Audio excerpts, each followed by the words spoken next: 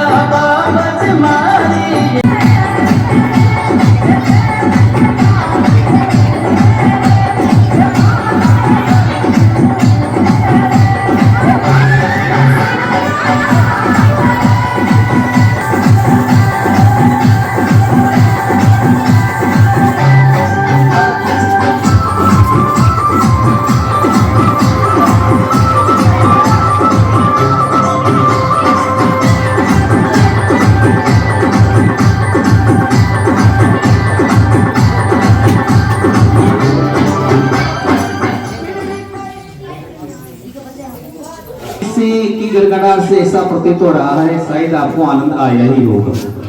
हाँ हाँ जी। अरे पटेल हाँ जी। मारी बात सुन। हाँ जी सुनाइए। मैं तो गांव में जा रहा हूँ। अच्छा आप तो गांव में जा रहे हो। और सारे काम को करने की तुम्हारी जिम्मेदारी है। अच्छा काम कौन सा? घर का पूरा काम करेगी। अच्छा झाड़ू पोछा बर्तन भांडे खाना बनाना कपड़े धोना ये सब करके दान की जाएगी और वापस आएगी फिर काम करेगी। और आप क्या करोगे? हमारा काम कुछ नहीं है। हम तो खाएंगे पिएंगे और गांव में पटेलाएं करेंगी और ठाट करेंगी। अच्छा तो मतलब आप कहना चाह रहे हो कि घर की सारी जिम्मेदारी मेरे ऊपर ही है। महिलाओं की होती है। अरे पटेल जी आप बिल्कुल गलत बोल रहे हो। क्यों कैसे गलत बोल रहा हूँ? मेरी बात सुनिए। सुनाइए। वो पहले वाली महिला नहीं हूँ मैं जो बेचारी अनपढ़ होती थी उनको कुछ पता नहीं होता था। वो बेचारी इतनी मुसीबतें झेलती थी। हाँ। रात दिन घुट घुट कर अपना जीवन यापन करती थी। अरे हाँ। कहीं के वे हमारी बात सुन ले। क्या? महिला है ना लुगावड़िया तो पगड़ी पैसा होया करे जया मर्द रखे उसे रहना पेड़ी समझिए। नहीं पटेल जी अब वो जमाना बीत चुका है क्योंकि जब से महिला अधिकारिता विभाग ने महिलाओं का साथ दिया है ना। अच्छा। तब से वो सारी परेशानियां खत्म हो चुकी है। महिला अधिकारिता विभाग हाँ। क्या है? अरे ये महिलाओं की सहायता करने के लिए बना है। अच्छा और मेरी बात सुनिए। सुनाओ। पहले के जमाने में बेचारियों को दहेज के लिए मारा जाता था। हाँ। कहीं महिलाएं बालिकाएं बाहर अकेली निकलती थी उनके साथ छेड़छाड़ की जाती थी। अच्छा। और वो बेचारी महिलाएं बालिकाएं ऐसी थी हाँ। वो शर्म के मारे किसी को कह नहीं पाती थी। ये सब होता है अत्याचार की गिनती में। बिल्कुल। तो ऐसी बालिकाएं महिलाओं को न्याय दिलाने के लिए सरकार ने एक हेल्पलाइन नंबर निकाले। कौन सा नंबर है? और वो है 181। 181। अगर अच्छा। कोई भी पीड़ित महिला या पीड़ित बालिका है तो इस नंबर पे फोन करके सीधा शिकायत कर सकते।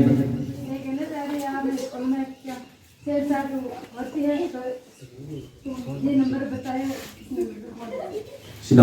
और कोई कौन बताएगा? हाँ तो ऐसे करेगा। देखिए चलो कोई बात नहीं है हो जाता है बच्चे हैं अभी तक। देखिए इसका मतलब ये है कि महिलाओं पर जो अशिक्षा के कारण या कुछ लोग ऐसे हैं कुछ लोग ऐसे होते हैं जो ये समझते हैं कि मैं इसका मोटियार हूँ और ये मेरी लुगाई है और ये मेरी लुगाई तो है जो है साथ में मेरी गुलाम है।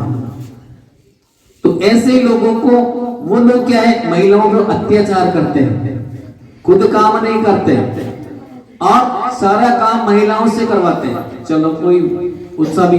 दूसरा यह है कि अगर महिला की गलती नहीं है तब भी महिलाओं पर थोप देते हैं, क्योंकि वो ये समझते हैं कि ये मेरी लुगाई है, जैसे मैं रखूंगा वैसे रहना पड़ेगा। तो ऐसी स्थिति में क्या है, महिलाओं पे अत्याचार होते हैं। उन्हें महिलाओं को बेवजह मारना, पीटना, उनको प्रताड़ित करना, आर्थिक रूप से, मानसिक रूप से या सामाजिक रूप से उसे प्रताड़ित करना, ये अत्याचार की गिनती में आते हैं। हाँ तो पटेल ने, अरे पटेल जी मेरी बात सुन लो आप। हाँ आपकी वजह से, मेरी वजह से हमारे पूरे घर का माहौल बिगड़ा हुआ है। ये लो साहब, मेरा माहौल बिगड़ा हुआ लगता है कि भाई ना धो के साफ रहता हूँ, देखो कितना मेकअप शेकअप अच्छा तरह कर करके है। अरे पटेल जी ऊंचे ऊंचे स्टाइल में है, झाड़े धोने से नहीं सुधरता। तो किसी मेरी बात सुनो, आपने अन्याय ये किया है हाँ। कि आपके एक बेटा और एक बेटी है। वो तो है ना हाँ। पर आपका बेटा का इधर आज बेटा हाँ। अटिया से मेरा चना दे, अटिया मेरा बेटा अच्छा था को बेटो हाँ। ये जने था को बेटो हाँ। अब ये बेटा ने तो बढ़िया स्कूल में पढ़वा रहे थे। अरे फौजी बनी, फौजी बनाओ, फौजी कटिंग करवा लगी, फौजी के तारण तो पहली तैयारी से आदमी। अच्छा हाँ भाई लाग लगे तो लाग जाओ ना, बड़ा पहली कटिंग। अरे गुड़िया मत तो रे, सीधा खड़ो, सीधा बड़ा बेटा टेंशन सावधान। पटेल जी मेरी बात सुनिए। हाँ आपकी जो ये बेटा है हाँ, इसे आप बढ़िया स्कूल में पढ़ाना चाहते हो। हाँ हमारा चटकोदान भैया सब इसमें पढ़ाओ। बढ़िया इसे नौकरी लगाना चाहते हो। हाँ इसे बढ़िया ऐसा बनाना चाहते हो कि आपका नाम ऊंचा कर सके। अच्छा सही है ना? बिल्कुल। मेरी बात सुनिए। हाँ आप बेटे को तो पढ़ा रहे हो, हाँ इस बेटे को तो आप बढ़िया स्कूल में पढ़ा रहे हो, बढ़िया इसकी परवरिश कर रहे हो, जो भी चीज ये मांगता है बोल वो ला कर देते हो। मगर पटेल जी आप इस बेटी को क्यों नहीं पढ़ा?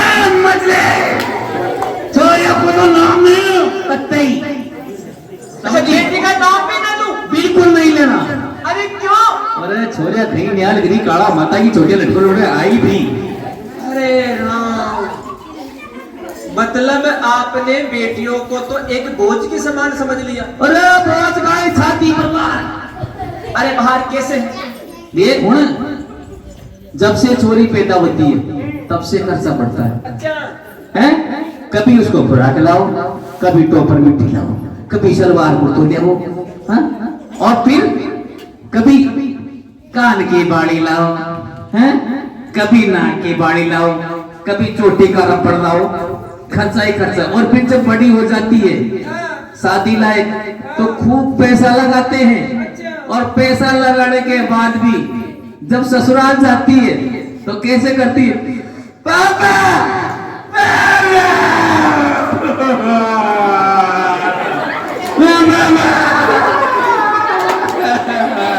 अच्छा ऐसे खुद रोती है ना, मेरे रुला जाती है, सारे घर वालों को रुला जाती है। और क्या है? अरे पटेल जी आपकी बिल्कुल गलत सोच है।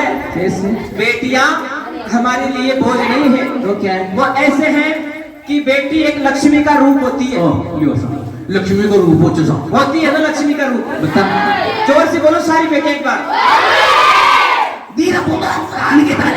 अब इसके साथ मेरी सुनिए, अब इनकी बोलती बंद कि हम जीतेंगे भी। अच्छा सुनो मेरी बात। सुनाओ।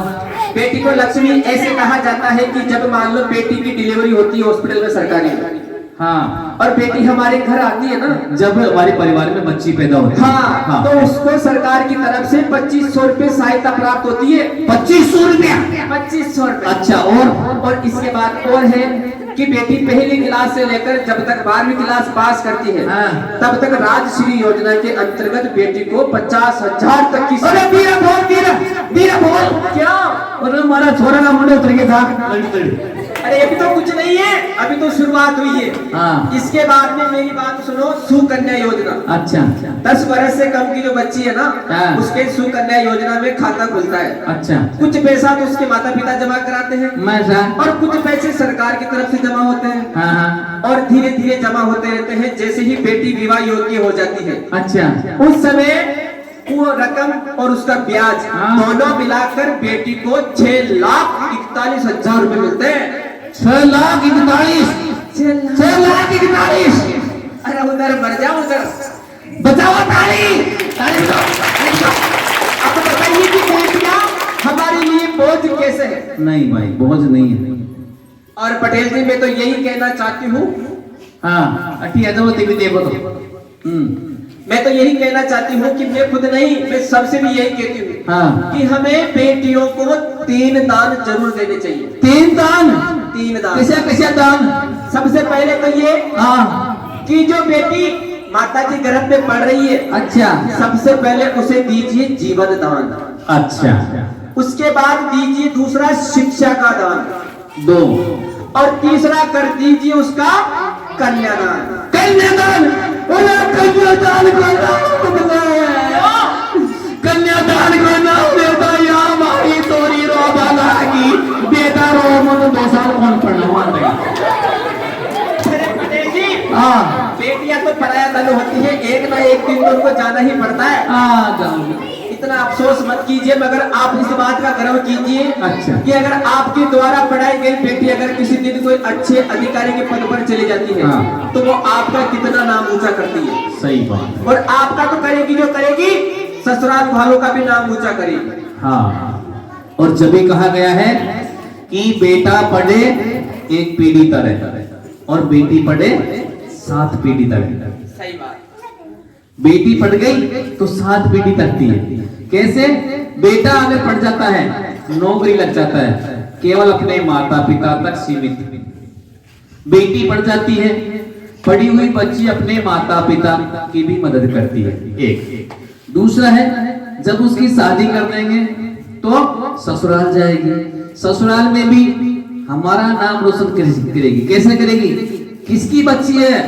साहब डोमर सिंह जी की बच्ची है, अच्छी है साहब, नौकरी लग गई साहब, बुद्धिमान सुशील है। किसकी बेटे की बहू है? पहाड़ सिंह जी के बेटे की बहू है साहब, लियो साहब। तो पियर और ससुराल दोनों का नाम रोशन करती है बेटी। दूसरा